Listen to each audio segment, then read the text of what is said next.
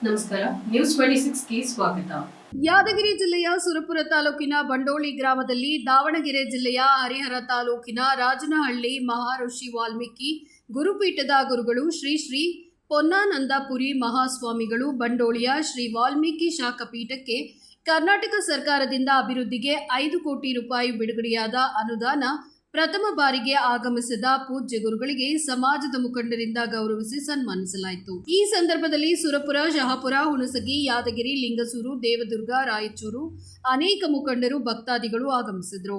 ಮಠದ ಶ್ರೇಯೋಭಿವೃದ್ಧಿಗೆ ಮತ್ತು ಉನ್ನತ ಮಟ್ಟದ ಶಿಕ್ಷಣಕ್ಕಾಗಿ ಪೂರ್ವಭಾವಿ ಸಭೆಯನ್ನ ಕರೆಯಲಾಗಿತ್ತು. ಸಮಾಜದ ಅನೇಕ ಜ್ವಲಂತ ಸಮಸ್ಯೆಗಳ ವಿಷಯಗಳ ಬಗ್ಗೆ ಚರ್ಚೆಯನ್ನು ನಡೆಸಿದ್ರು. ಈ ಸಂದರ್ಭದಲ್ಲಿ ಗೋಪಪಲ್ಲಿ ಆಶ್ರಮ ವರ್ಧನೇಶ್ವರ ಮಹಾಸ್ವಾಮಿಗಳು ಮತ್ತು ಬಂಡೋಳಿ ರಿಂಗದಳ್ಳಿ ಮುಂತಾದ ಮುಖಂಡರು ಹಾಜರಿದ್ದರು. ವರದಿ ರಾಜಕುಮಾರ್ ರಾಠೋಡ್, ನ್ಯೂಸ್ 26 ಕನ್ನಡ, ಯಾದಗಿರಿ. ಇದಾಗಿತ್ತು ಈ ಹೊತ್ತಿನ ವಿಶೇಷ.